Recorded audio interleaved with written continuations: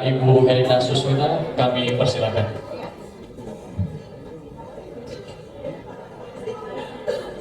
Assalamualaikum warahmatullahi wabarakatuh. Salam Om Swastiastu, Namo Buddhaya, dan salam kebajikan. Pertama-tama, marilah kita panjatkan puji dan syukur kehadiran Allah Subhanahu wa Ta'ala, Tuhan Yang Maha Esa. Karena rahmat dan anugerahnya, kita semua dapat berkumpul pada hari ini dalam rangka melaksanakan dan mengikuti salah satu program kegiatan Badan Kesatuan Bangsa dan Politik Provinsi DKI Jakarta, yaitu kegiatan pelaksanaan Forum Pembauran Kebangsaan Rakor Kota Angkatan 2 tahun 2025. Bismillahirrahmanirrahim. Assalamualaikum warahmatullahi wabarakatuh. Salam sejahtera untuk kita semua. Om Swastiastu, Namo Buddhaya, salam kebajikan. Dan juga mohon maaf saya lupa sahabat-sahabatku di wilayah masing-masing, saya tidak sebut satu persatu yang telah gugur, tapi mudah-mudahan pengabdiannya mendapatkan berkah dari Allah Subhanahu wa Ta'ala. Terus yang kedua, Pak Maksani, FPK ini berada di wilayah era global sesuai dengan keinginan dan memang sikap pernyataannya Pak Gubernur, Jakarta adalah kota global. Oleh karena itu, saya harap kepada semua teman-teman, apa yang telah dicanangkan Gubernur ini, kita harus sikapi dan kita harus menyesuaikan diri bagaimana bersikap yang baik sebagai kota, tidak hanya sebagai kota ibu kota negara, tapi kita harus mensiasatinya dengan program-program. FPK DKI telah menyiapkan semua sarana IT-nya, ada website-nya, ada punya Facebook-nya, ada Twitter-nya. Oleh karena itu dan lain sebagainya, tinggal teman-teman yang hadir pada hari ini sesuai dengan tadi Ibu Herlina selaku pimpinan dari IDEWASBAN pada hari ini. Kalau kita semua men-share berita ini kepada semua paguyuban kita, maka berita ini akan menjadi berita nasional. Oleh karena itu saya sarankan dengan teman-teman, kita semua punya paguyuban. Saya tahu bahwa ada paguyuban sekalipun itu etnis daerah, tapi dia punya tidak terbatas jangkauan aktivitasnya sampai ke wilayah internasional. Oleh karena itu kalau ini di-share kegiatan ini, maka tidak hanya diketahui oleh Pemda DKI saja, masyarakat Jakarta, tapi seluruh Indonesia, teman-teman yang mewakili etnisnya masing-masing. Saya terus terang tadi saya sudah share dengan organisasi saya selaku Ketua Kerukunan Sulawesi Selatan dan telah tersebar di berbagai negara berita ini. Oleh karena itulah yang diharapkan oleh Gubernur. Mari kita ciptakan DKI Jakarta ini sebagai kota global. Masyarakatnya juga harus berpikir global. FPK-nya pun juga harus memiliki kegiatan-kegiatan yang berdimensi global. Saya tidak banyak ini menyampaikan, tapi mari kita manfaatkan dunia digital ini menjadi wilayah kita bersama. Saya pikir itu Pak Maksani. Mohon maaf kalau ada teman-teman dari baik FPK DKI maupun FPK seluruh wilayah yang belum memuaskan apa yang semestinya harus kita lakukan bersama. Tapi hari ini saya bangga dengan Esbangpol karena pada pertemuan kali ini baru pertama kita bisa menghadirkan semua anggota FPK seluruh DKI Jakarta yang biasanya hanya diwakili 10 setiap wilayah. Hari ini hadir semua Pak. Jadi kalau ini tidak dimanfaatkan Pak, kita sendiri yang rugi. biaya telah dikeluarkan oleh Pemda. Maka mari kita manfaatkan forum ini. Setelah nanti ada semua pembicara tampil, maka disiapkan lagi forum sama Ibu Herlina. Semua ketua-ketua wilayah tampil menyampaikan apa sesungguhnya yang kita harus lakukan. Karena MPK dari kita untuk kita bisa berbuat banyak pada pembangunan DKI Jakarta. Demikian, wabillahi taufiq wal hidayah. Assalamualaikum warahmatullahi wabarakatuh. Bismillahirrahmanirrahim. Burung merpati terbang berpasang, hinggap di dahan penuh dedaunan. Walau berbeda suku dan bangsa, tetap bersatu demi persaudaraan.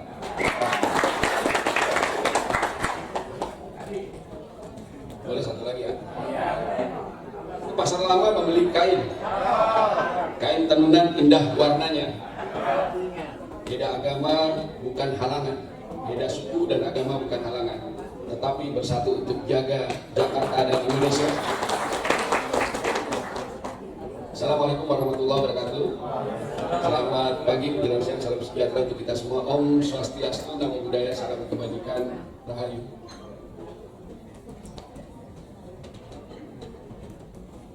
Yang saya hormati Ketua MPK Provinsi DKI Jakarta, Abangda Samsul Jakaria, dan para wakil ketua, para wakil dan anggota pengurus Forum Pembangunan Kebangsaan Provinsi DKI Jakarta. Yang saya hormati para ketua MPK kota maupun kabupaten dan para pengurus serta anggota. Sehat semua ya? Sebelum saya mulai sambutan saya, kita bacakan Al-Fatihah sekali lagi, terutama bagi senior-senior yang telah meninggal dunia yang mendahului kita. Sesuai juga nanti bacakan doa sesuai agama masing-masing. Bagi yang muslim kita baca Al-Fatihah. Yang baru ini Pak Ketut Sridara, yang meninggal hari Minggu tanggal 28 September. Buat teman-teman yang beragama Islam, kita baca Al-Fatihah. Termasuk juga buat senior-senior yang sudah mendahului kita tadi yang disampaikan Pak Samsul Jakaria. Bagi agama lain dipersilakan. Bagi agama Muslim kita bacakan Al-Fatihah. Al-Fatihah. Auzubillahi minasyaitonir rajim.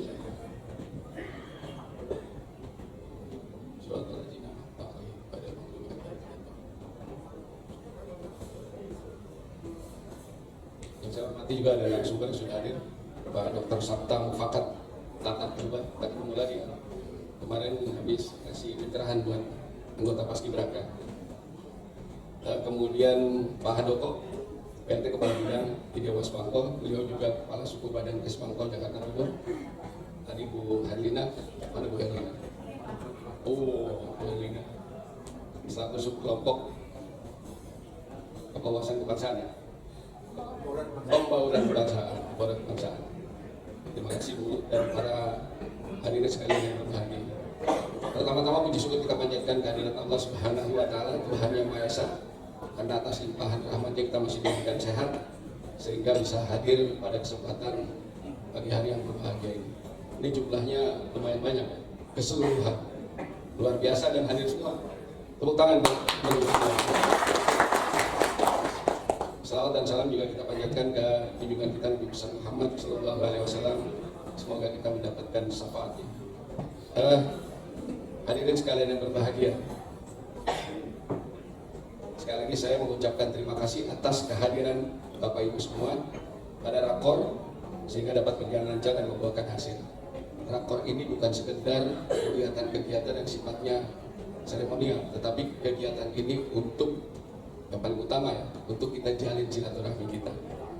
Kan ketemu provinsi dan kota jarang-jarang ya, Samsul Jakaria. Makanya tadi sampaikan manfaatkan ini yang utamanya untuk bersilaturahmi. Hadirin kalian yang berbahagia, hal penting sebagai target pelaksanaan rakor adalah memberikan pemahaman tentang pentingnya sinkronisasi, sinergi dan kolaborasi forum pembangunan kebangsaan dalam melaksanakan tugas dan fungsinya sebagaimana diamanatkan dalam peraturan perundang-undangan. Ini forum pembangunan kebangsaan ini bukannya baru. Jadi banyak hal yang sangat konstruktif yang diberikan kepada pemerintah Provinsi DKI Jakarta untuk membangun bagaimana kita menjaga dan membangun kebinekaan tunggal ika.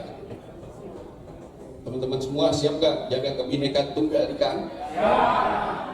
Ini garda terdepan Pak Novel untuk jaga kebinekaan tunggal ika, bukan menjaga kebinekaan. Kalau kebinekaan masih kita jaga perbedaan, tapi perbedaan itu menjadi satu.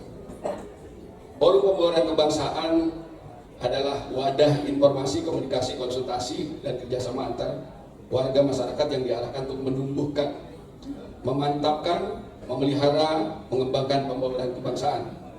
Dengan demikian, pembauran kebangsaan merupakan bagian penting dari kerukunan nasional dan upaya untuk meningkatkan persatuan dan kesatuan bangsa.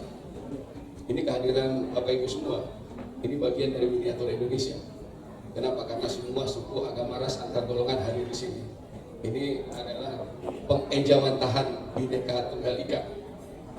Kita sadari saat ini berbagai daerah sering kali dihadapkan pada konflik yang bersifat vertikal maupun horizontal yang disebabkan oleh berbagai latar belakang seperti permasalahan ras, suku, budaya, agama yang dapat mengancam integritas nasional. Tapi alhamdulillah di Jakarta nggak ada ya. Semuanya rukun-rukun aja ya, Bang Ihsan ya. Bang Jika inilah luar biasanya kontribusi dan aktivitas Forum Pembauran Kebangsaan. Sekali lagi apresiasi dong buat.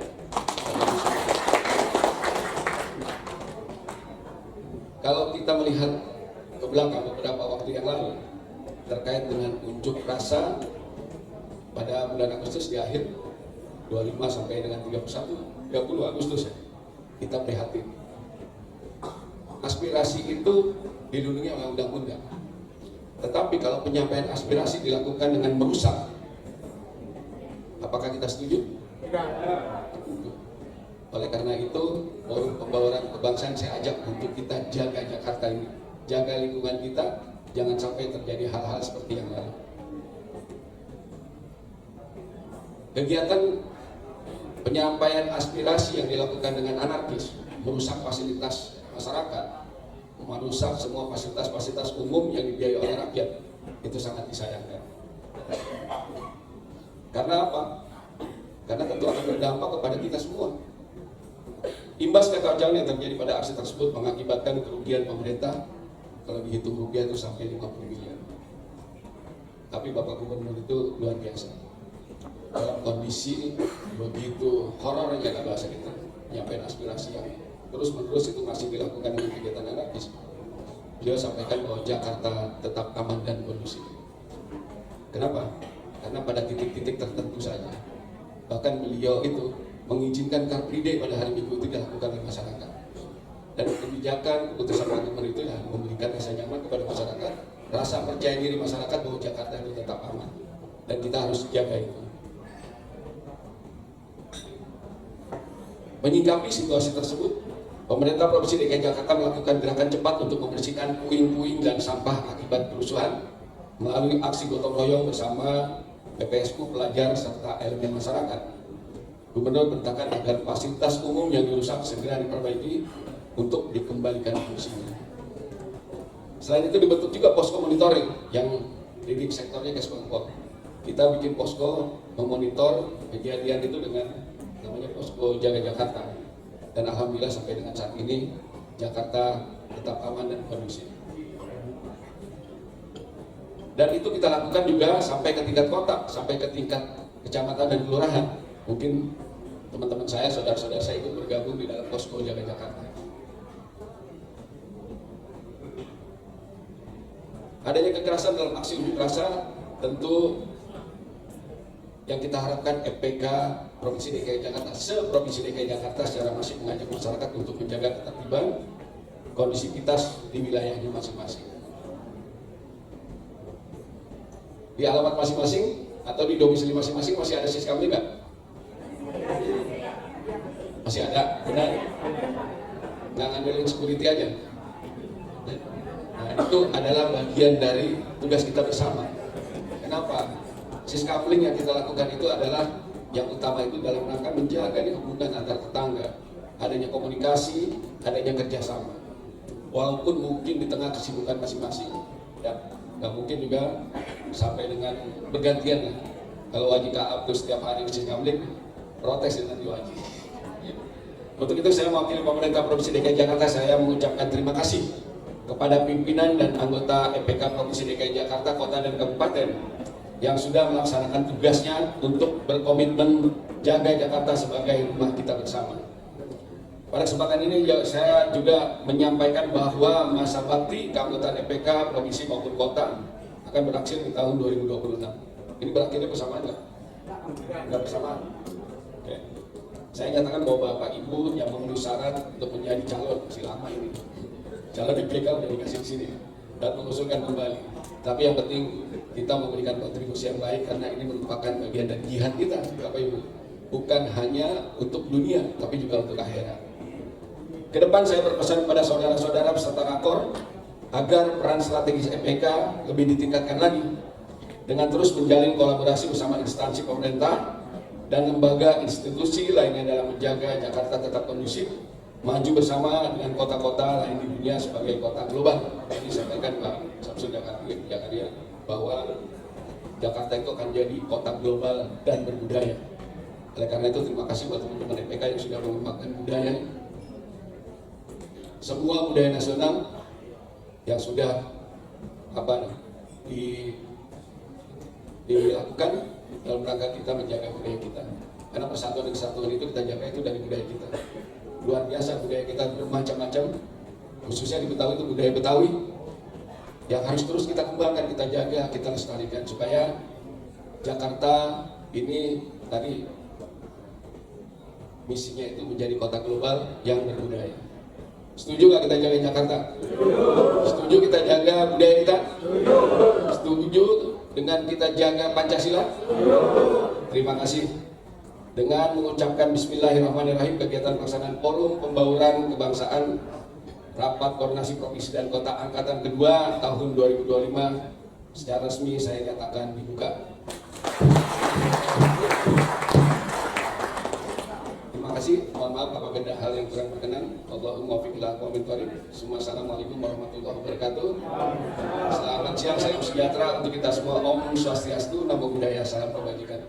Assalamualaikum warahmatullahi wabarakatuh. Bismillahirrahmanirrahim. Alhamdulillahirabbil alamin. Hamdan syakirin, hamdan na'imin, hamdan yu'afi ni'amahu wa yukafi masidah. Ya Rabbana lakal hamdu kama yang bagi li jalali wajhika karimi wa abini sultani. Allahumma shalli ala Sayyidina Muhammad wa ala ali Sayyidina Muhammad.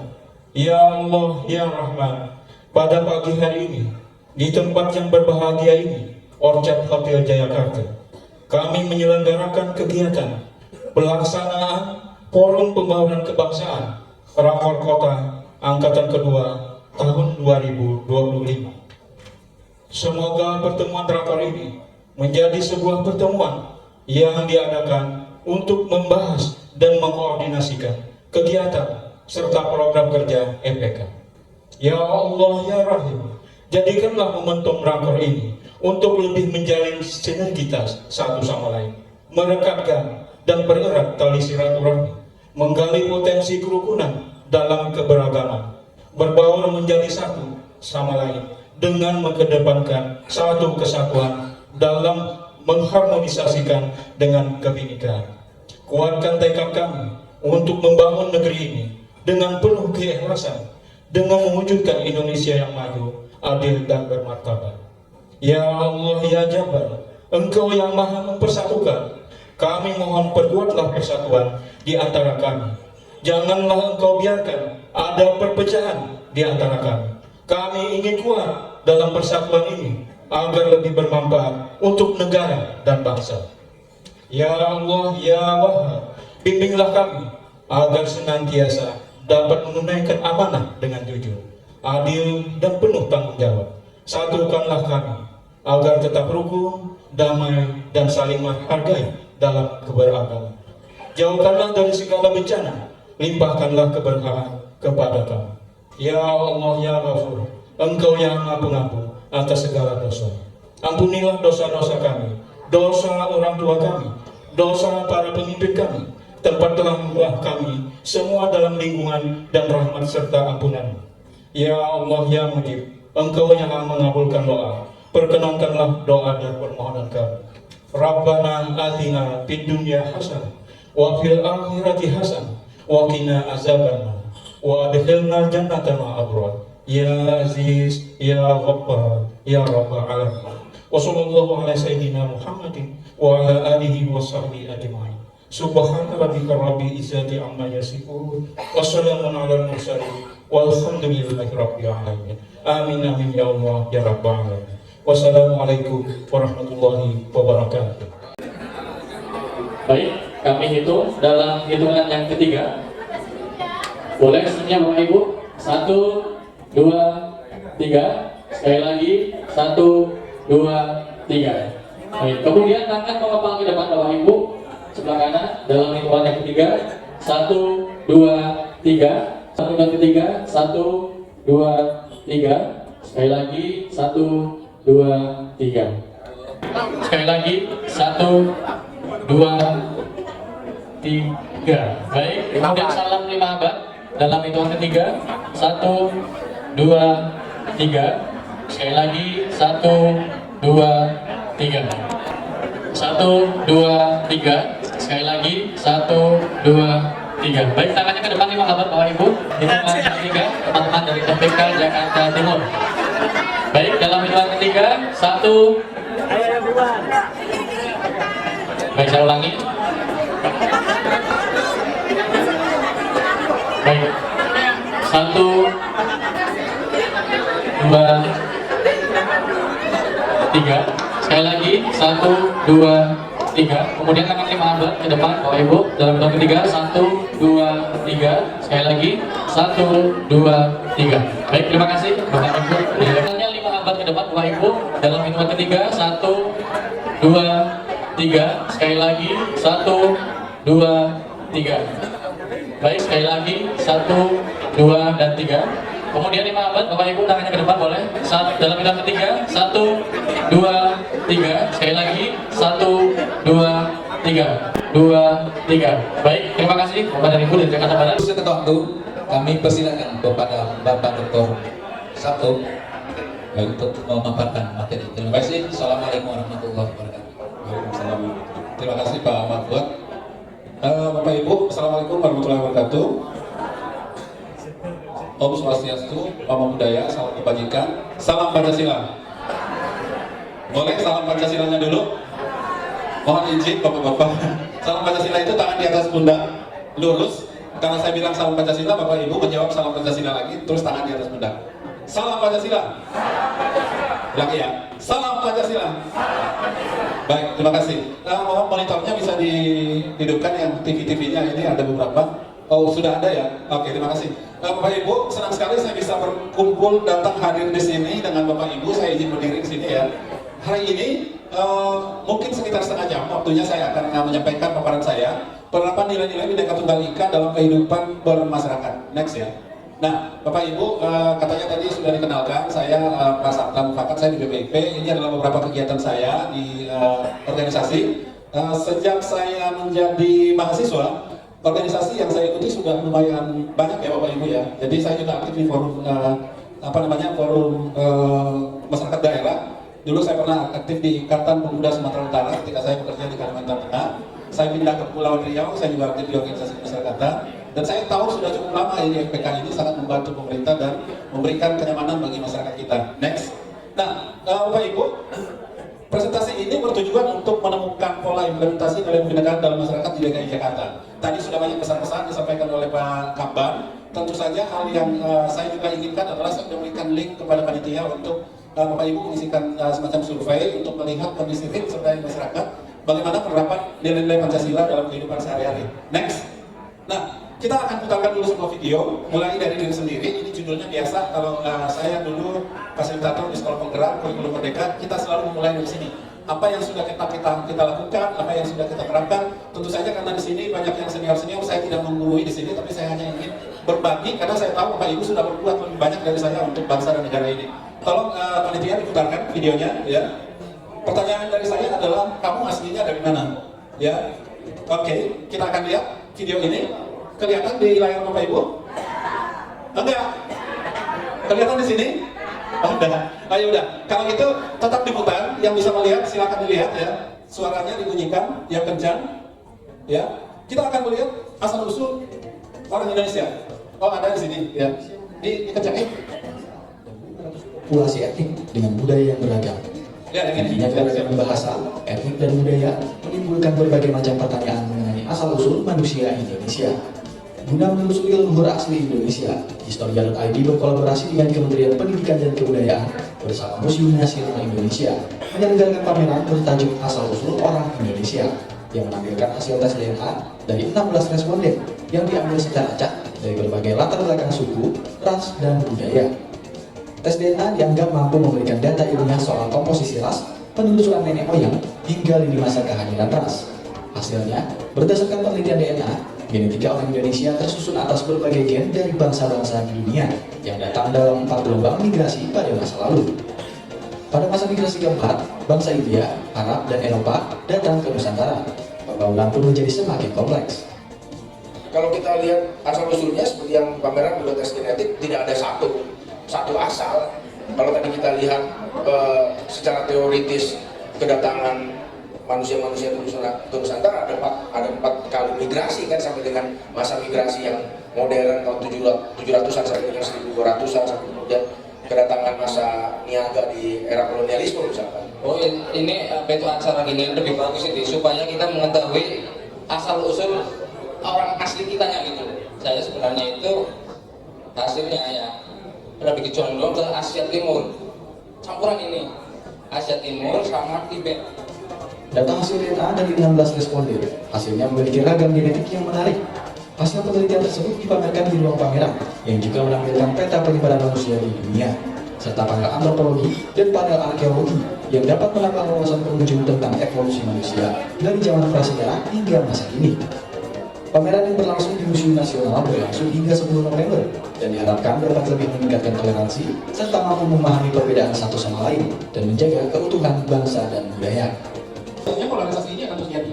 Sayangnya, bapak-bapak yang kita pilih menjadi presiden, wakil presiden, gubernur, wali kota, ataupun anggota dewan, mereka sudah salam-salaman, minum-minum di warung kopi, tapi ekses di bawahnya masih ribut. Masih tidak teguran, masih tidak boleh misalnya dimakamkan keluarganya di satu makam yang sama, tidak didoain ketika dia meninggal, kemudian tidak diundang kalau ada hajatan. Itu yang menjadi tantangan. Yang kedua adalah eksklusivisme dan intoleransi. Ini Bapak Ibu sudah lihat, banyak sekali terjadi. Misalnya yang viral-viral, bagaimana orang-orang tidak menginginkan agama yang berbeda dengan dia melaksanakan ibadah di daerah tempat dia tinggal, maupun mendirikan rumah ibadah. Kemudian ada ekstremisme berbasis agama, disinformasi dan propaganda, kemudian ketimpangan sosial dan ekonomi. Nah, untuk yang warna hijau ini, saya ingin mengajak Bapak Ibu membaca bersama-sama. 1, 2, 3. Untuk menghadapi tantangan ini, 1, 2, 3. Usaha bersama dari semua pihak untuk terus memperkuat nilai-nilai dan kebaikan dalam kehidupan sehari-hari. Lanjut. Nah, ini adalah simbol Bun Garuda. Bapak Ibu juga ini sudah tahu. Lanjut ya. Nah, Bapak Ibu, halo. Nah, Bapak Ibu, perhatikan isu etnis yang bisa membuat bangsa ini menjadi terpecah belah. Yang pertama adalah prasangka. Prasangka adalah sikap yang bisa positif maupun negatif. Siapa di sini yang bisa ngasih contoh ke saya prasangka yang positif? Dari sini kayaknya. Tadi di Jakarta mana ya, Pak? Selatan deh ya. Jaksel. Izin Pak. Prasangka yang positif itu boleh dikasih contoh ya, Pak? Ini prasangka adalah sikap yang bisa positif maupun negatif berdasarkan keyakinan sebagai suatu budaya level kita tentang anggota dari kelompok kita. Kalau prasangka positif, kita harus selalu berpikir bahwa semua itu baik ada. Walaupun negatif juga, yang real.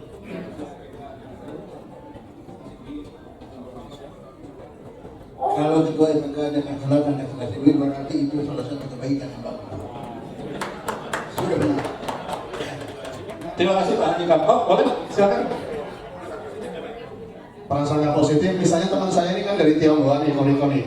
Orang Tionghoa itu biasanya itu jujur, ya kan, terus pintar berbisnis. Nah, pokoknya itu baik lah orangnya. Terus suka dermawan gitu Pak. suka aktif gitu Pak. Nah itu yang pesan positif ya. Kalau negatif apa ya? Nggak ada lah. Positif semua. Terima kasih Bapak Ibu, kalian sini semua positif, tepuk tangan untuk kita semua. Ya, next. Pertama, ada stereotip juga. Oke, ada yang bisa diterima, ini Bapak Ibu bisa baca. Sekarang saya ingin mengajak Bapak Ibu melakukan games bercermin. Semuanya berdiri. Halo, ini Bu Meta ngajak yang orang tua ini ada susah ya. Hadapan-hadapan satu orang dengan yang lain, cuma pilih satu orang aja. Kamu temanku gitu berdiri hadapan-hadapan, pegang temannya. Ajak. Satu orang. Ini. Oke. Kalau yang nggak ada orangnya, Bu, cari orang. Hadapan-hadapan. Udah. Nah, untuk melihat apakah yang tadi itu berfungsi, ya, prasangka, kemudian stereotip, etnosentrisme, dan yang tadi yang di atas, kita akan praktekkan ini. Tolong hadapan-hadapan satu orang dengan yang lain. Yang ini yang belakang juga. Halo. Ini adalah games bercermin, satu orang menjadi cermin, satu orang yang bercermin. Jadi yang di depannya harus melakukan apa yang dilakukan oleh temannya. Siapa yang jadi cermin? Ya, oke? Oke, jadi cermin. Silakan Bapak, silakan. Bapak mau ngapain? Rapiin rambut, rapiin baju, atau ngapain? Kita lihat nih. Oke? Bapak jadi cermin atau jadi pelaku? Atau lagi yang... Oke. Mulai ya. Satu. Ini masih banyak yang duduk ini kenapa ini Pak? Apa karena tanggal 2 ini? Ya, itu aja apa aja boleh. Satu, ngapain aja boleh, gayanya boleh, tapi harus ditirukan. Ya, 1, 2, 3. Ikutin. Apa yang dilakukan? Kan bikin cermin sampai ini. Oke, lanjut. Oke, kayak gitu lah. Ya. Bapak, ayo. Gamesnya bercermin. Ikutin yang satu, ikutin ya. Kata ini bekerja. Ya. Nah, ini cibi-cibi. Oke. Yang ini udah Pak? Belum. Apa? Yang sini udah? Yang ini udah? Kok aku belum melihat ada yang seru-seru banget gitu selain ini ada cibi-cibi. Coba Bu, coba ya. Ini lihat contohnya ya. 1, 2, 3. Oke, 1, 2, 3, 4. 5, oke, tepuk tangan yang lain coba praktekkan minimal 5 gerakan. 1, 2, 3, 5 gerakan. Minimal 5 gerakan. Ya, coba praktekkan minimal. Yang ini, ayo Pak, praktekkan 5 gerakan. Oke. Udah 5. Oke. Nah, halo. Kalau silakan duduk Bapak Ibu, tepuk tangan untuk kita semuanya. Bu, saya mulai dari sini. Kalau dikaitkan dengan keteladan hidup bermasyarakat, apa makna dari games ini? Bu?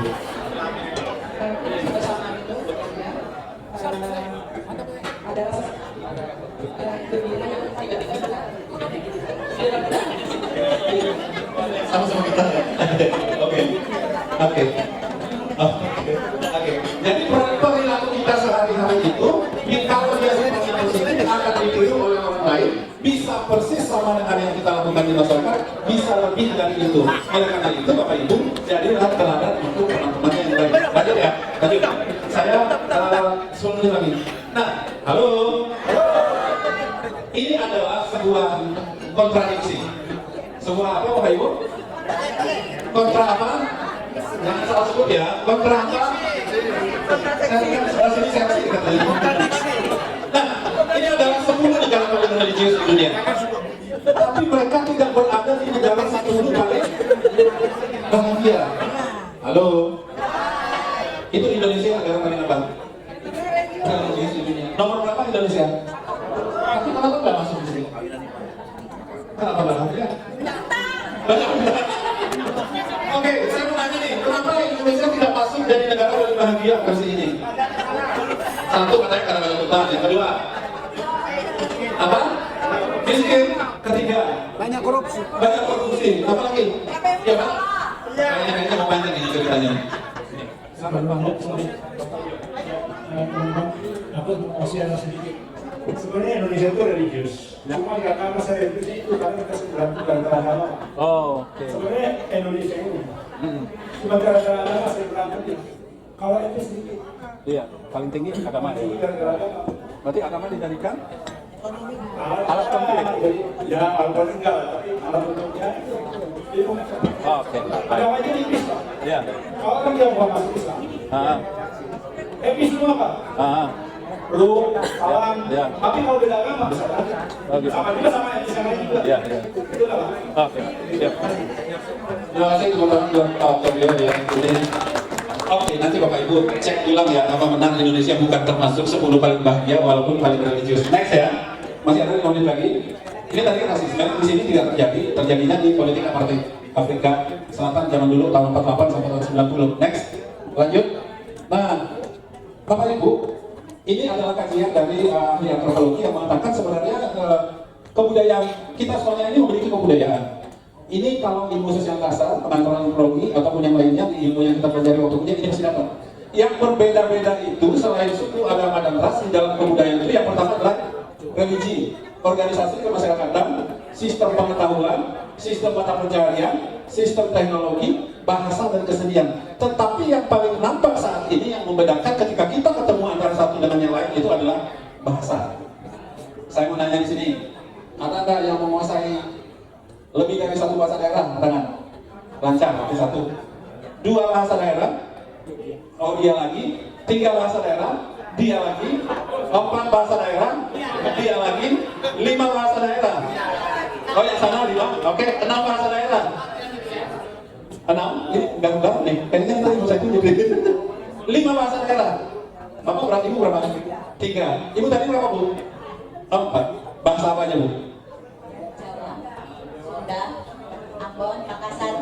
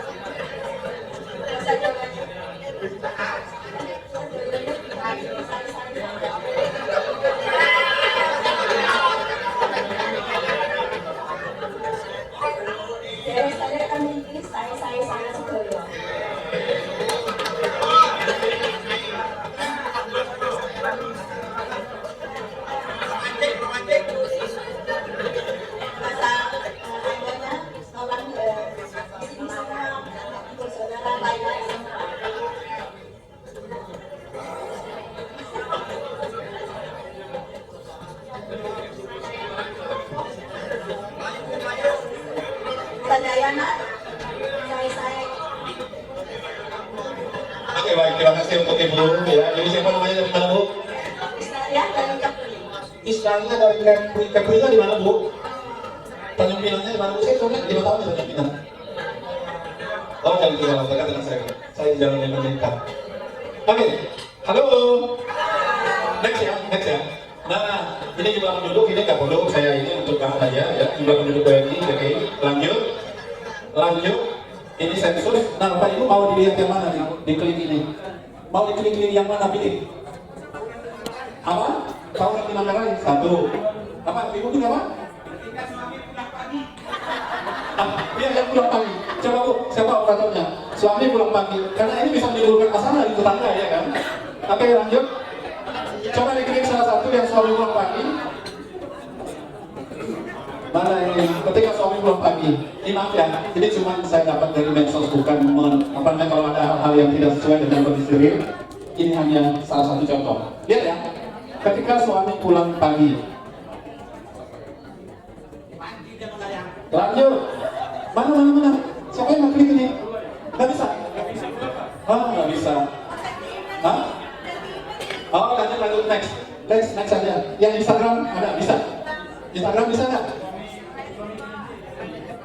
Instagram bisa? Hah? Oh, bisanya YouTube. Di sini ada YouTube nggak? Oh, yang paling bawah. Itu. Mau nggak yang bawah? Oke, kita lihat nih. Iya. Mereka anak sekarang nggak punya Facebook, nggak punya itu, punyanya YouTube. Kita lihat nih, YouTube ya. Iya. Ini adalah pidato Presiden kemarin di PBB. Ringkasannya ini menegaskan kebinekaan dan kebesaran Indonesia. It is indeed a great honor for me to stand in this August General Assembly Hall among leaders and representatives who represent almost all of humanity. We differ in race, religion, and nationality, yet we gather together today as one human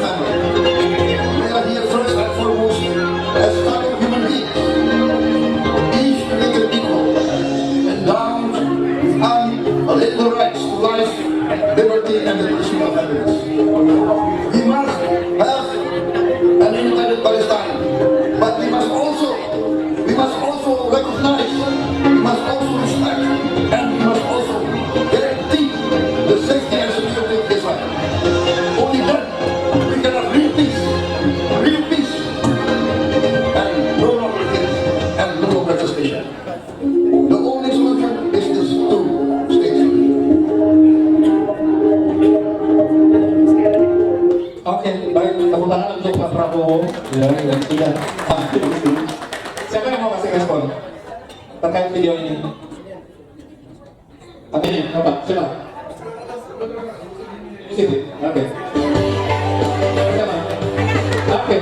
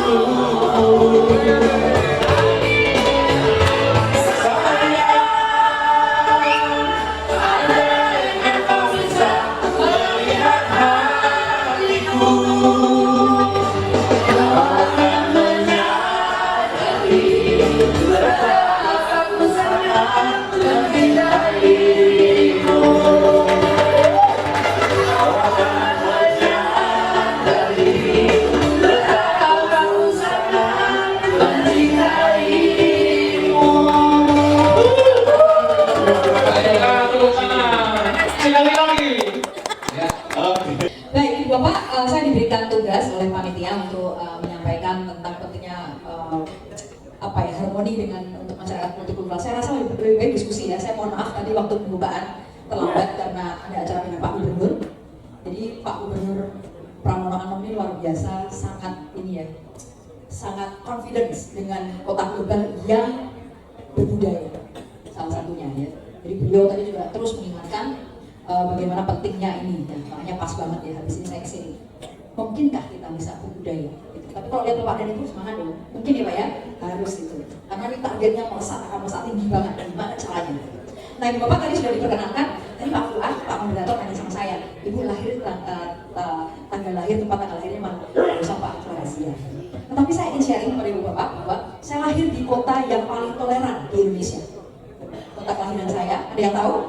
Menurut survei Setara Institut tahun ini, mana coba? Sekarang yang mana kota saya? Salatiga. Saya lahir di kota Salatiga. Jadi yang dulu jadi ada 10 besar kota yang terus ini ya, apa namanya, tukeran terus. Salatiga, Manado, Jogja, Singkawang itu tukeran terus ya. Nah tahun ini Salatiga. Jadi saya lahir di kota kecil ini. Dan memang tadi mengapa bagaimana ceritanya? Saya sudah sangat terbiasa dengan toleransi. Saya lahir dari keluarga besar yang sangat heterogen.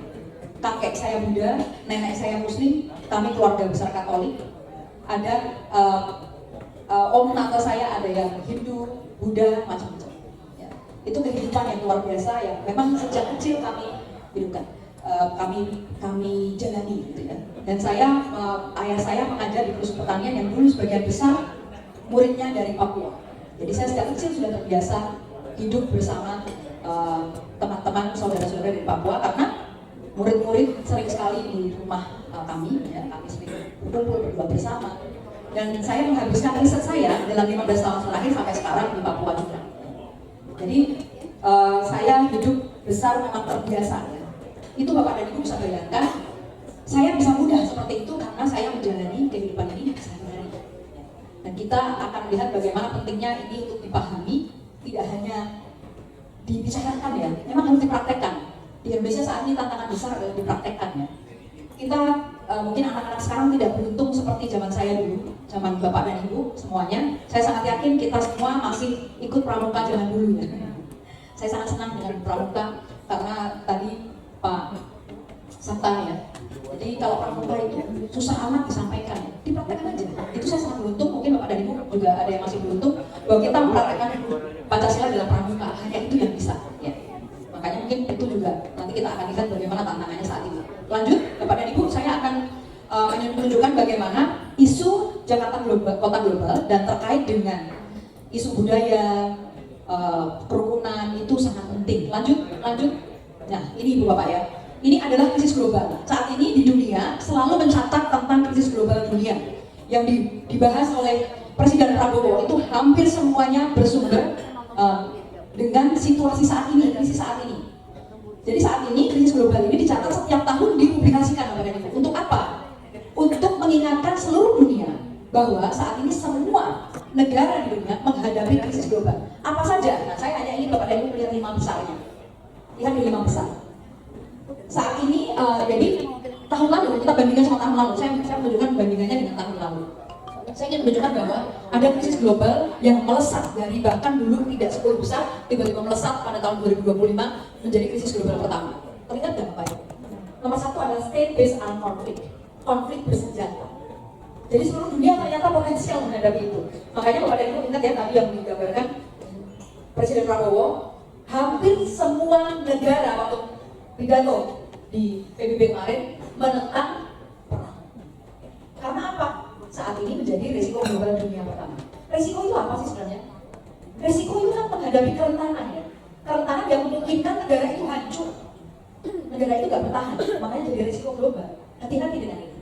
Jadi negara paling gampang hancur ketika dia mengalami konflik. Apalagi state-based armed conflict, konflik bersenjata, itu sangat berbahaya. Ternyata kan, dulu sampai tahun lalu risiko global terkait dengan konflik bersenjata ini masih ada sampai bahkan 10% nggak nyampe.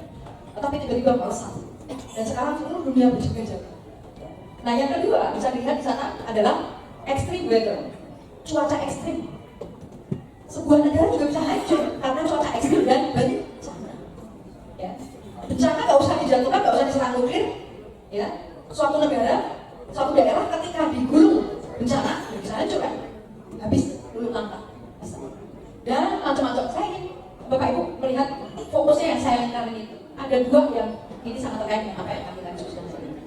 Resiko global berikutnya ini 5 besar, ya, masuk 5 besar adalah misinformasi dan disinformasi, kemudian bawahnya adalah social polarization. Itu artinya polarisasi konflik akibat masalah-masalah sosial.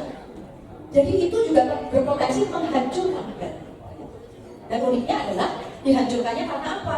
Karena misinformasi dan disinformasi.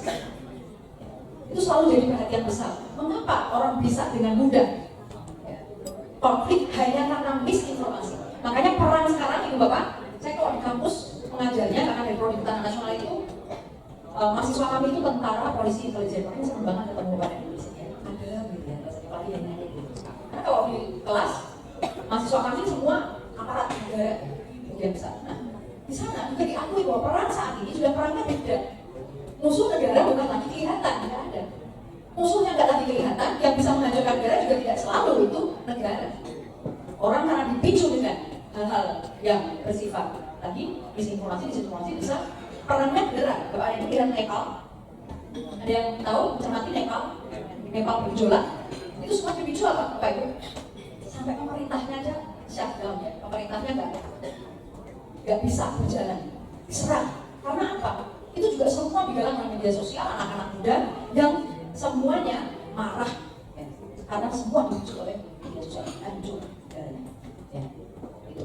Nah, ini Bapak yang harus kita waspadai. Itu sudah jadi risiko global dunia. Risiko global itu artinya sekali lagi setiap negara di dunia berpotensi hancur karena ini. Ya. Jadi polarisasi sosial harus dihati. Lanjut. Nah, ini. Jadi kita faktanya juga begitu ya. Kenapa Indonesia menjadi contoh? Kami konferensi internasional, konferensi internasional banyak orang mengatakan bahwa Indonesia itu lab yang sangat bagus, lab tentang keberagaman yang sangat bagus. Karena betapa beragamnya Indonesia. Ya. Indonesia itu orang bilang negaramu itu nggak beruntung ya. Karena apa? Isunya terlalu beragam. Ya. Tetapi kan jadi kebanggaan kan? Jadi Presiden Prabowo menyampaikan betapa bangganya kita. Dan ternyata Jakarta itu jadi role model. Pak Gubernur kita, Pak Pramono menyampaikan berulang kali ya bahwa beliau ingin Jakarta jadi role model. Karena apa melting potnya di sini? Mungkin tidak ada daerah dengan wilayah yang paling kompleks, paling beragam di Indonesia selain Jakarta. Tadi Bapak dan Ibu di sini ya, semua etnis terwakili di Jakarta, betul nggak? Wakili. Tadi Bapak dan Ibu semuanya ada di sini. Dari Aceh sampai Papua, semuanya ada di sini. Beragam seperti ini. Indonesia itu tidak ada artinya kalau Indonesia satu macam saja. Dan Indonesia kita punya berbagai macam wilayah juga. Di situ juga beragam lagi. Saya melakukan penelitian di Papua, berulang kali disampaikan di Papua itu satu gitu. Kok beragam? Papua juga isinya ratusan bahasa. Ya, banyak sekali. Ya, jadi kita itu luar biasa. Ya, lanjut. Nah, ini juga dari agama tadi ada yang menyampaikan ya, Bapak. Kita itu persoalannya apa sih tentang agama? Etnisnya nggak ada masalah, tapi agama itu juga potensial kan. Dalam sepanjang sejarah kita pernah konflik besar karena sentimen agama. Saya melakukan penelitian di semua daerah konflik di Indonesia, termasuk Ambon. Saya mengalami bagaimana pedihnya, beratnya wilayah yang harus integrasi agama. Itu berat sekali. Ya. Saya waktu penelitian sudah beruntung. Kita sudah bisa lewat di semua desa yang beda-beda agama. Tapi saya bisa jalur darat. Biasanya kalau non-muslim jalur laut, ini jalur darat ya. Yang muslim saya sudah bisa jalur darat, tetapi ganti-ganti sopir muslim bisa. Jadi bisa terjadi. Hati-hati. Lanjut. Mengapa sih ini juga kita ingatkan terus ya? Karena kita juga punya sejarah panjang. Jakarta punya sejarah panjang. Bagaimana konflik di situ ada. Bapak, mengapa ini terus saya ingatkan? Karena sekali lagi salah satu indikator kota global adalah hunian nyaman. Artinya harus damai, aman, tentram. Sedikit saja ini ada persoalan-persoalan sentimen agama akan menurunkan kita lagi turun drastis. Tidak mungkin kita bisa lanjut ke total global gitu ya. Lanjut. Nah ini ya. Jadi sedikit saya ingin berikan gambaran Bapak dan Ibu. Intinya untuk kita bisa menjamin semuanya ini bisa berjalan, kita harus memahami tentang pluralisme. Karena apa? Pada prinsipnya pluralisme itu ada sesuatu yang tidak bisa direduksi teorinya. Teorinya tidak bisa direduksi. Saya terlahir sebagai orang Jawa. Bapak Ibu terlahir dari orang Papua, itu sesuatu yang tidak bisa diubah. Makanya adalah sebuah pelanggaran HAM yang sangat mendasar ketika orang membeda-bedakan orang berdasarkan etnis, suku, atau agama. Makanya kenapa itu menjadi pelanggaran HAM yang sangat berat. Lanjut. Nah, multikulturalisme juga begitu ya. Pada prinsipnya intinya ini adalah menerima kelompok lain secara damai. Menerima kelompok lain, makanya tantangan multikulturalisme itu ketika dihadapkan kelompok mayoritas dihadapkan pada kelompok minoritas. Jadi menantang demokrasi itu dengan melihat bahwa kelompok minoritasnya diakomodasikan. Di sini nilainya bukan. Jadi jangan bangga menjadi kelompok mayoritas. Karena nilai demokrasi, ketika kita mengatakan demokrasi, negara ini aman atau tidak, baik atau tidak demokrasinya adalah dinilai dari bagaimana kita memperlakukan kelompok. Di situ sebenarnya kunci. Demokrasi modern begitu, bukan hanya berbeda-beda, tetapi dilihat dulu nilai. Gimana mereka? Makanya ada namanya affirmative action, ada namanya inklusif. Yang belum tadi Pak Pramono disampaikan ya, Pak Gubernur. Sosial inklusi, inklusi itu apa? Inklusi itu memastikan bahwa kelompok-kelompok yang rentan dan minoritas itu diberikan ruang. Itu Bapak Ibu. Lanjut. Nah, jadi ini itu prinsipnya. Dan yang memperlakukan sama dalam memberikan ruang itu bukan hanya masyarakat, tetapi yang paling penting adalah pemerintah.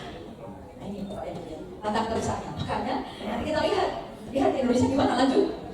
Ya, ini ya. Hati-hati dengan politik identitas. Kita bisa beda, nggak ada masalah. Tetapi ketika ini ditarik jadi politik identitas harus hati. Makanya isu-isu kepala daerah harus orang asli, nah itu hati-hati. Ya. Apalagi kalau Jakarta. Makanya saya termasuk yang yakin dari dulu di Jakarta ini siapa misalnya harus dari sini dari sana. Coba dihitung statistiknya. Dulu waktu Gubernur Jokowi, ya, jadi gubernur masih ingat ya Bapak ini. Orang banyak yang kaget, kenapa bisa menang? Ya iya. Coba lihat statistiknya. Ya. Mengapa? Karena kita ingin menunjukkan bahwa politik identitas itu harus hati-hati kita waspadai. Mengapa? Itu yang potensi menimbulkan perpecahan. Karena perbedaan itu kemudian harus diakui, gitu. harus dilembagakan. Bisa lihat. Ya, kalau dilembagakan untuk melindungi satu orang tidak ada masalah. Tetapi ketika untuk membuat dia eksklusif itu yang sangat berlanjut. Nah ini Bapak Ibu, kita sudah ternyata di dunia skala global ya Bapak Ibu ya. Kenapa sih? Kok kita perlu ribut aja? Emang sekarang global mau nilai apa? Nanti Bapak Ibu, kita punya Pak Gubernur sudah tidak akan mundur dan saya yakin tidak akan mundur untuk menjadi kota. Ya, makanya dari tadi kita 5 abad Jakarta, 5 abad Jakarta. Oh apa 5 abad Jakarta? Kita mau naik dari kota global, gitu ya. Dan kota global kita masih berat, karena naik itu berat banget Bapak Ibu. Tapi targetnya, ya, bisa nggak sih kira-kira Bapak Ibu? Bisa, gimana enggak? Kita Jakarta ini satu-satunya kota di Indonesia yang masyarakat globalnya itu di sini, ya kan? 90, mungkin hampir 100 ya, 90 lebih kedutaan besar dari Indonesia di Jakarta. Berarti kan orang asing ada di sini sebagian besar ya. Itu sudah biasa kan? Ya. Saya sering mengikuti international conference anak saya kebetulan sedang sekolah tadi Bapak nanya lagi masih single loh kebetulan. Anak saya sudah S+ dan kuliah S2 ya. Anak saya lagi S2 di Amerika. Ya. Di sana anak saya bisa, namanya juga HI ya, saya kan hubungan internasional. Itu kuliah ngomong bahasa Inggris, mereka heran, kamu belajar bahasa Inggris mana? Aneh sekali dia, nganggap orang Indonesia. Orang-orang dari negara lain belum tentu bisa begitu udah fasih bahasa Inggris. Padahal di sini kita di kafe-kafe segala macam udah kita semua bahasa Inggris. Udah biasa kita ngobrol sama orang-orang asing ya. Ya siap kita dengan orang tua tepuk tangan dulu dong baca kata. Tapi harus hati-hati dengan penilaian global. Satu misalnya ternyata pemerintah yang banyak membatasi. Ya pemerintah banyak membatasi. Hati-hati. Yang kedua kebencian sosial tentang agama itu juga harus diwaspadai. Dua perlakuan pemerintah bagaimana di masyarakat bagaimana? Bayangkan kalau pemerintahnya juga diskriminatif, masyarakat gimana? Ya, lanjut. Nah, ini saat ini Bapak dan Ibu kita mau damai, tapi damainya bagaimana? Ada dua, ini teorinya ya. Kalau kita harus tunjukkan teorinya itu apa sih damai? Karena damai itu ada dua, damai yang negatif dan damai yang positif. Makanya Jakarta harus damai yang positif, karena kalau damai positif itu berbicara tentang harmoni. Yang ini kita harapkan harmoni, hidup sama-sama berdampingan aman, bukan hanya tidak perang satu sama lain. Kalau nggak perang satu sama lain itu namanya perdamaian negatif. Waktu di Ambon saya melakukan penelitian, mereka semua segregasi satu desa Muslim, Kristen ini segala macam. Itu damai pada waktu itu, super damai. bilang nih, damainya kenapa? Nggak konflik satu sama lain, itu damai juga. Tetapi nggak melakukan kekerasan. Tetapi juga begitu jalan bareng, bapak apa? Kamu lewat sini, bapak saya, paham saya. Begitu, tidak. Makanya yang paling damai banyak. Saya belajar tentang resolusi konflik damai itu di Amerika, kita bisa lihat di Stanford itu. Kita belajar teman-teman kuliah saya, teman-teman satu training itu macam-macam. Ya. Ada ustadz yang biasa ngajar di Guantanamo, atau penjara Guantanamo itu. Penjara Guantanamo itu negara yang isinya kelompok radikal zaman itu. Isinya itu kelompok isi macam-macam. Terus ada pendeta Yahudi, ada ini, macam-macam. Pertama kali yang diajarkan adalah memahami Anda itu apa. Makanya bayangkan ironisnya, saya hidup di negara Muslim terbesar di dunia, keluarga besar tapi saya belajar Islam dia. Saya memahami mereka mau buat itu artinya apa ya? Seperti itu, ini dipelajari. Kalau di sini dipelajari kan semua orang mencurigai macam-macam. Itu dipelajari untuk memahami mengapa ya seperti itu, mengapa spiritualnya seperti itu. Itu penting sekali. Nah perdamaian positif itu mempelajari perbedaan ini maknanya apa, misalnya. Ya, mengapa orang Bali ketika melakukan ritual-ritual adat dengan musik seperti ini, itu juga beda. Jadi hal-hal semacam ini untuk memahami apa sih perbedaan etnis, budaya, agama itu sehingga kita paham mengapa mereka harus melakukan ini dan ini. Ya, jadi bisa lanjut. Nah, Ibu Bapak, mengapa indeks global perdamaian itu penting? Sekali lagi, karena Jakarta mau menuju kota global. Kota global itu syaratnya satu harus damai, nggak ada kota global ranking tinggi di dunia itu yang konflik terus. Makanya Bapak Ibu, saya langsung yakin waktu kemarin rame Jakarta tidak akan pernah daulat militer. Bisa dijamin Bapak Ibu? Harus dijamin, tidak boleh daulat militer. Begitu daulat militer turun berasasi. Karena apa? Darurat militer itu menunjukkan bahwa satu daerah ini tidak aman. Dia tidak bisa dijamin oleh pemerintah sipil. Kebayang nggak? Permohonan jajarannya, apalagi kita sudah call dan sebagainya, itu kita maksudnya kita akan ada berarti tidak. Kenapa pemerintah masih kuat, terutama yang berada di Kami bahas dengan Universitas Pertahanan ya kemarin. Saya termasuk yang tidak ada. Lihat Bapak dan Ibu di sana rankingnya Indonesia lumayan lah ya, berapa ya. Kita ranking 48, tetapi memang sedikit lagi masuk warning kita. Ya. Memang kita punya masalah. Kita masih ada ini nggak sih konflik nggak sih? Masih ada militerisme nggak sih? Ada satu wilayah kita, saudara kita di Papua masih ada konflik bersenjata. Tapi dinilai tidak banget. Penembak ada bisa pasukan TNI, Polri, apa? Padahal saya ke Papua juga ada wilayahnya gitu. Sekarang type orang, ya aman. Tapi kan branding medianya kan hati-hati ya Pak. Nah itu ya. Jadi dan penting sekali untuk menjamin bahwa kita semua akan bisa. Kalau terjadi sesuatu, kita bisa antisipasi itu ya Bapak Ibu ya. Seperti kemarin itu, Bapak Ibu lihat ya, kita cukup trauma dengan perang terjadi dataran miring banget.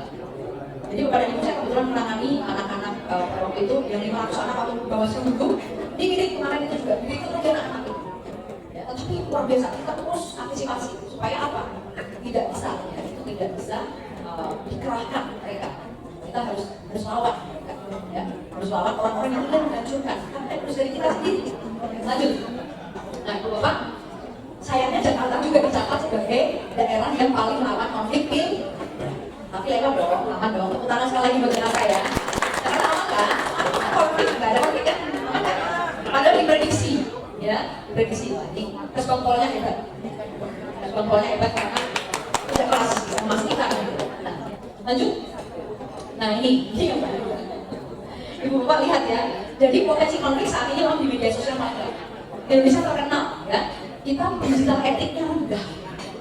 Etika digitalnya di media sosial rendah. Kita terkenal the most dense countries in the world. Gampangnya netizen terjahat di dunia.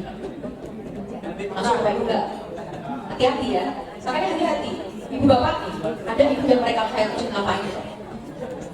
Ya, Ibu Bapak bisa bayangkan saya nggak punya medsos. Tetapi kan tidak jaminan saya juga nggak ada di medsos. Kayak gini ini kan bahaya sebenarnya. Ya. Karena apa? Yang kita bicarakan konteks yang ini berbeda. Tetapi orang ketika memasukkan itu harus hati-hati. Ya. Kan itu harus hati-hati. Ingat Bapak dan Ibu, jejak digital tak akan pernah. Ya.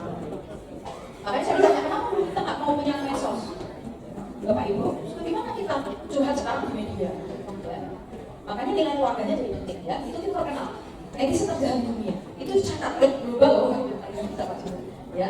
Nah, jadi banyak sekali paradoks. Jakarta mau smart city, di sini semua bisa akses internet semakin mudah. Tapi Bapak dan Ibu jangan pernah lupa bahwa yang menjadi korban kekerasan di era digital, di dunia digital, sebagian besar juga orang-orang anak-anak Jakarta. Banyak sekali yang terlibat judi online, seks bebas online, ya, pornografi online. Itu Jakarta juga. Ini kelihatannya juga besar, ya Bapak Ibu. Makanya harus hati-hati, ya anak-anak kita juga. Hati-hati sekali lagi, Nepal adalah pelajaran buruk yang harus kita lihat. Itu anak-anak. Lanjut. Nah ini ya sekali lagi di situ akhirnya kita udah disurvei juga, termasuk itu. Lanjut. Nah ini makanya saya menawarkan kepada Ibu, ketahanan masyarakat itu penting. Ketahanan masyarakat apa sih? Kemampuan masyarakat untuk menjaga kohesi sosial, kemampuan untuk menjaga kekuatan ibu bapak ini ya, seperti ini ya. Jadi meskipun krisis kita memiliki kekuatan. Lanjut. Nah diajak para kita semua untuk identifikasi ada apa sih, kerentanan apa terkait dengan ketidakrukunan, potensi konflik di sekitar kita. Nah kemudian diselesaikan juga oleh masyarakat kita sendiri. Kenapa itu penting? Karena ternyata kuncinya itu keluarga dan komunitas. Bapak, coba Bapak Ibu bisa bayangkan anak-anak kemarin direkrut semua untuk dibunuh dan negara. Masih pertanyaan mendasar, Bapak Ibunya kemana ya? Ibunya nggak nyari itu anaknya, ya kan? Sekarang udah nangis semua, ya kan? Kemana? Jadi bayangkan kalau ibu-ibu semua dari situ, Desa Wisma memastikan semua keluarga duduk manis di rumah, ya kan? Hati-hati. Hal yang sederhana Bapak dan Ibu, memastikan anggota keluarga kita tidak terlibat dengan itu. Kalau semua itu yang tinggi-tinggi, kekuatan keluarga yang merupakan kohesi, identitas kalau konflik jangan. Jadi jangan malah kayak ada seorang ibu yang viral berdoa, semoga anakku menang tawuran. Jangan itu Bapak Ibu, shock betul. Ya, saya sedang meneliti tawuran. Itu hal kayak gitu. Ya. Jadi ini hati-hati, jadi Bapak Ibu ketika hal-hal dulu itu diupload sama Bapak Ibu di internet, itu kan dibaca seluruh dunia, makanya algoritma, namanya algoritma ya. Oh orang Jakarta itu suka begini, itu tahunya dari situ. Gak sadar kan uploadan Ibu, Bapak yang tadinya maksudnya hanya untuk nyindir tetangga sebelah, itu dibaca sampai di dewasa.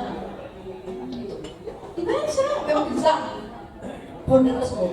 Ya. Itu lanjut. Nah ini ya lanjut saja, lanjut. Saya ingin memastikan bahwa ketika ibu bapak nanti saya ingin kembali di wilayah masing-masing, di keluarga masing-masing, yang penting adalah ketika mendeteksi potensi konflik dan intoleransi, itu harus kita mulai dari anak-anak cucu kita sendiri. Saya belajar dari praktek yang sangat real. Bapak Ibu bisa bayangkan kalau Muslim Kristen kemudian disuruh berantem anti Muslim, saya kan bingung. Ini gimana kalau nggak bisa saya seperti ini? Itu ada, karena bisa jadi toleran, kota toleran. Pertama, karena seperti biasa. Saya juga biasa teman-teman saya seperti itu. Hidupnya dengan keluarga yang sangat top. Sehingga tidak heran saya melamar perlindungan di Aceh. Bisa diterima? Bisa. Saya meneliti mereka semua bisa. Sangat biasa. Memang harus dibiasakan dalam keluh. Hanya itu yang paling efektif. Makanya kepada Ibu bisa lihat ya, semakin berat saat ini pendidikan anak-anak kita kan. Sekarang makin dihilangin tuh bagian yang kayak gitu. Sekarang anak pakai pramuka itu, tapi seragam pramuka tapi belajar matematika, fisika gitu. Kalau kita dulu zaman kita pramuka semua keluar, nggak ada di dalam kelas kan. Pramuka ya gampang menjelaskan tentang gotong royong itu gimana sih. Makanya lihat waktu pramuka, tidak ada satupun lomba di pramuka yang individu, ingat kan? Semuanya lombanya berregu. Makanya masih ingat kan? Regunya apa? Yang mana regu? Namanya regu. Karena apa? Karena yang paling justru bersamaan waktu di pramuka keterampilan apa yang baik ingat? Tali menang itu apa? Bikin pandu. Kenapa harus ada pandu? Untuk menolong. Sederhana sekali. Kenapa harus ada pandu? Karena pandu itu bisa menolong teman kita yang jatuh. Karena menangnya sampai finish dengan berbagai macam rintangan itu adalah seluruh kelompok harus bareng-bareng sampai sana.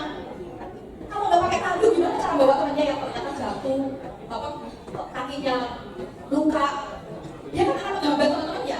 Nah supaya nggak menghambat, makanya semua bikin tali, angkat sampai itu yang menang. Jadi bukan yang menang sendirian, semua teman-temannya pada jatuh, satu harapunya nggak ada. Bersama-sama mereka bisa menyelesaikan. Jadi karena keberagaman itu sederhana diajarkan pada waktu pramuka ya, itu praktek. Makanya Pancasila itu sangat mudah dipraktekkan. Nah, ini yang saat ini mudah-mudahan jadi concern kita lanjut. Nah ini ya untuk meminimalkan konflik, bisa dibayangkan Ibu Bapak, bagaimana cara meminimalisir konflik yang terus bergulir di media sosial? Makanya Ibu Bapak bilang pemerintah tuh kayak sampai kewalahan kan? Take down ini dimarahin sama UMKM, ya kan? TikTok itu nanti dulu juga. Makanya Ibu Bapak sekali jangan ragu dengan gerakan-gerakan anti konflik, kegiatan ya cinta damai. Kalau nggak kita ya siapa, gitu ya? Ya harus follow. Jadi jangan Ibu Bapak jangan mau dimanfaatkan orang-orang yang membuat konten supaya ini ramai orang benci. Yang makanya saya nggak tertarik dengan media sosial, saya nggak tergoda. Karena apa? Begitu kita tergoda orang ini mau apa sih? Itu yang membuat mereka itu justru survive. Karena mereka menciptakan konflik supaya kontennya itu banyak yang nonton. Bapak Ibu kan enak dan satu klik Bapak dan Ibu itu ratusan juta ya. Jadi mereka yang buat konten yang ditonton orang banyak itu kan ada orang yang hidup dari itu. Ya. Makanya di Indonesia itu salah satu mata pencahariannya seperti ini. Dan kita dari bahasa. Hati-hati, jangan sampai kita dibilangkan itu. Lanjut. Iya, Mas Pade, Bapak dan Ibu, saya sangat yakin Bapak dan Ibu juga mungkin FKUB, FKDF itu juga kuat sekali koordinasi dengan aparat wilayah. Ya, Jakarta ini pernah mengalami terburuk ya, indeks demokrasinya jatuh karena kita konflik ya, sudah banyak demo. Lanjut ini yang terakhir ya. Jadi Ibu Bapak ini peran yang bisa Bapak Ibu lakukan sederhana sekali, mulai dari kalau saya ingin mengajak Bapak dan Ibu dari literasi digital ya, supaya Bapak dan Ibu mudah mengenali dan tidak mudah menjadi korban hate speech dan misinformasi.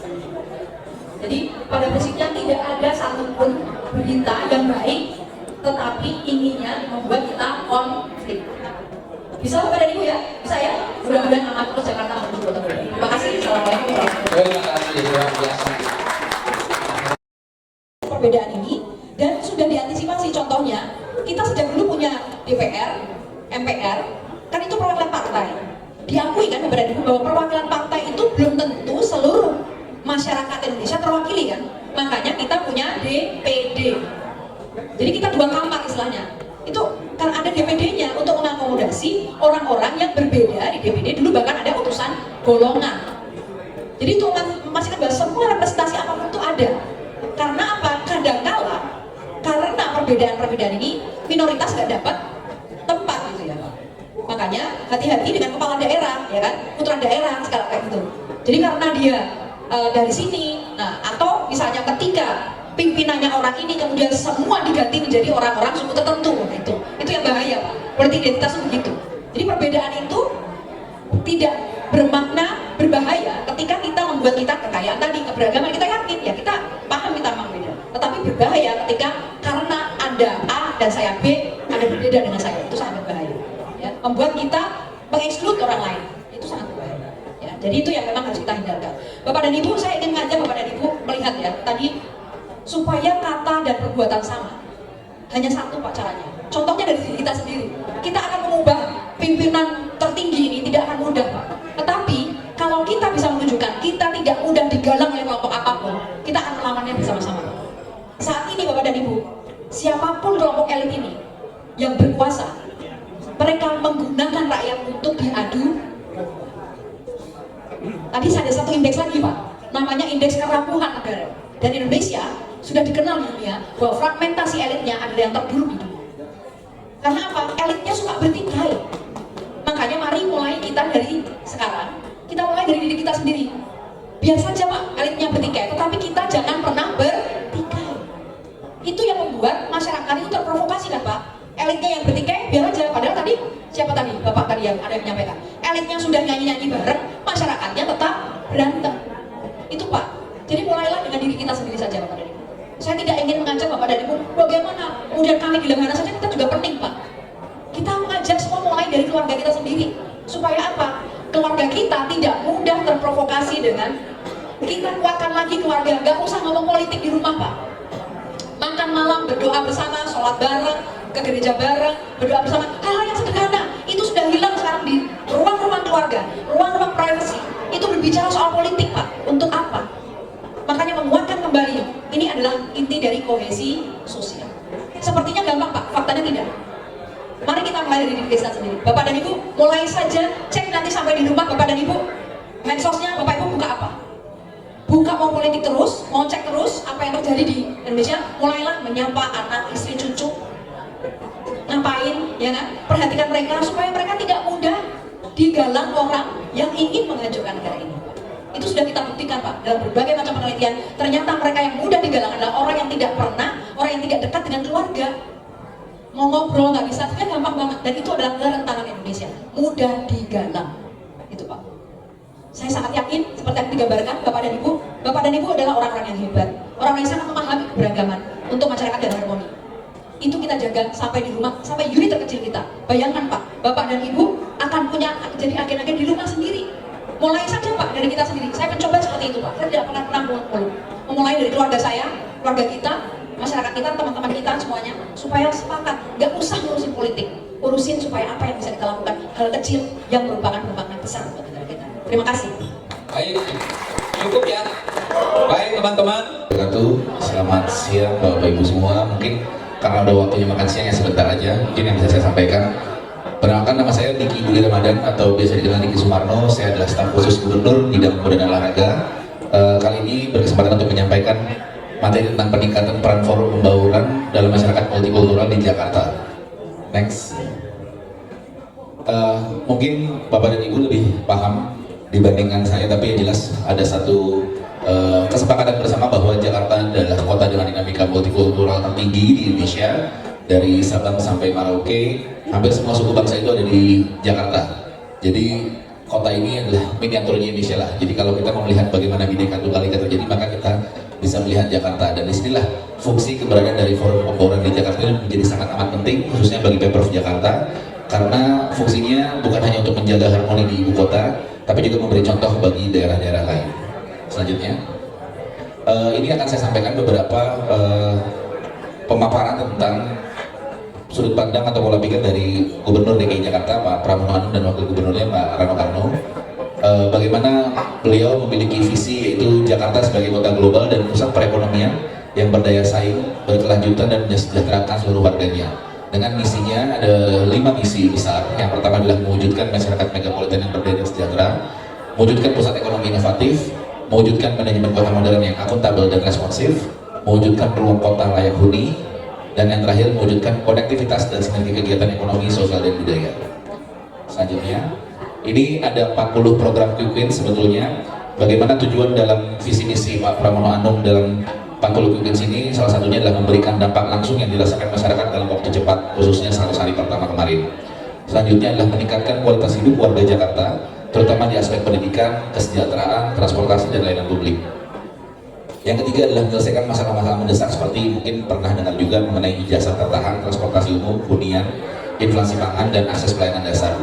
Lalu yang terakhir, bagaimana memperkuat pelayanan publik agar lebih responsif dan inklusif, seperti memperbaiki sistem data, memperluas akses layanan. Jadi ini bisa dibaca oleh Bapak Ibu sekalian yang ada di slide mengenai 40 program Quick Wins dari Pak Gubernur dan Bapak Wakil Gubernur.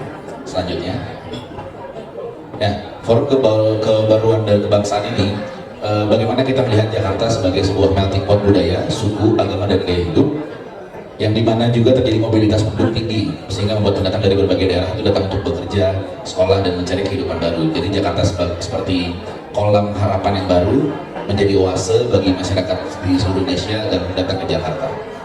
Tapi hal ini juga menimbulkan potensi-potensi seperti salah satunya adalah potensi gesekan sosial seperti isu sara, intoleransi, kesenjangan sosial, dan inilah diharapkannya Pemprov sangat berharap bahwa forum pembaruan kebangsaan ini dibutuhkan sebagai sarana dialog, integrasi sosial, dan penguatan identitas kebangsaan di tengah keberagaman kota Jakarta.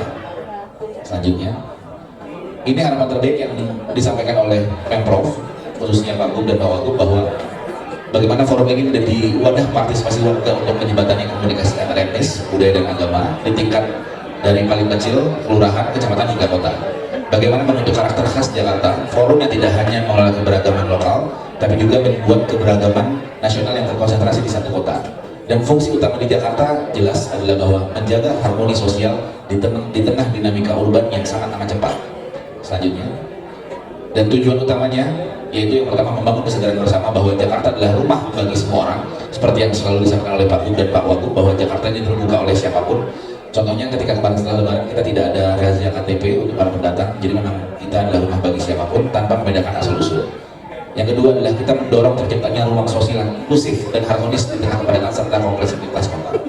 lalu menjadi mitra pemerintah DKI dalam menjaga ketertiban, keamanan dan integrasi sosial, dan yang terakhir menjadi role model kerukunan multikultural bagi kota lain di Indonesia. Ini tujuan utama dari forum ini yang diharapkan oleh Pemprov DKI. Selanjutnya, apa sih peran besar dari forum ini bagi Pemprov? Yang pertama yaitu menjadi fasilitator, bagaimana menjadi penghubung antara kelompok etnis dan komunitas budaya melalui dialog rutin yang terjadi atau melalui ruang-ruang yang diciptakan oleh Pemprov sendiri ataupun ruang yang diciptakan oleh forum ini sendiri. Selanjutnya adalah menjadi mediator, bagaimana menjadi pihak netral saat terjadi gesekan antara kelompok di lingkungan. Selanjutnya menjadi motivator, bagaimana forum ini menjadi penggerak warga untuk berpartisipasi dalam kegiatan sosial budaya di Jakarta. Lalu menjadi inisiator, bagaimana forum ini menggagas program khas Jakarta seperti Festival Budaya Nusantara, Pentas Budaya Betawi, dan akulturasi budaya lain, dan kegiatan lintas agama ataupun lintas suku yang ada di Jakarta. Yang terakhir adalah bagaimana kami berharap forum ini menjadi komunikator, yaitu menjembatani aspirasi warga multikultural ke pemerintah kota atau provinsi. Selanjutnya, ini strategi peningkatan peran yang bisa dilakukan oleh forum ini untuk mewujudkan tujuan-tujuan yang tadi disampaikan. Yang pertama adalah penguatan kapasitas, bagaimana selalu diciptakan ruang-ruang, bagaimana selalu diberikan pelatihan-pelatihan, bagaimana selalu diberikan program-program yang saling mengikat, mempererat hubungan dan juga memperluas wawasan di antara anggota-anggota di forum ini. Yang kedua adalah kolaborasi dengan stakeholder, khususnya pemerintah Provinsi DKI Jakarta. Yang ketiga adalah pemanfaatan teknologi, bagaimana kita memanfaatkan media sosial, bagaimana kita menggunakan platform untuk menyampaikan pesan-pesan, kampanye, dan hal-hal positif lain agar semua tujuan kita bisa terwujud. Dan yang terakhir adalah program yang konkret. Program ini menjadi tugas Pemprov untuk membantu Bapak dan Ibu sekalian agar semua yang tadi kita inginkan bisa terwujud. Selanjutnya, dampak positif untuk Jakarta. Untuk masyarakat jelas bahwa Jakarta semakin aman, nyaman, dan warga penuh solidaritas antar warga. Yang kedua, bagi pemerintah terbantu dalam mencegah konflik sosial dan menjaga stabilitas kota. Bagi bangsa Indonesia jelas Jakarta tampil sebagai contoh nyata bahwa keberagaman adalah kekuatan. Yang keempat, citra Jakarta menjadi lebih baik, dikenal sebagai kota global yang toleran, inklusif, dan multikultural. Selanjutnya, ya ini mungkin terakhir bahwa Jakarta adalah miniatur Indonesia. Keberagaman yang ada di Jakarta adalah kekayaan yang harus dijaga. Forum Pembauran hadir sebagai garda ke depan untuk merawat persatuan di tengah perbedaan. Ini adalah pesan dari Pemprov bahwa mari kita tingkatkan perannya agar Jakarta selalu menjadi kota yang harmonis, inklusif, dan menjadi teladan bagi seluruh Indonesia. Ya mungkin ini yang bisa saya sampaikan. Terima kasih sebelumnya. Jika ada pertanyaan mari kita diskusi sama-sama.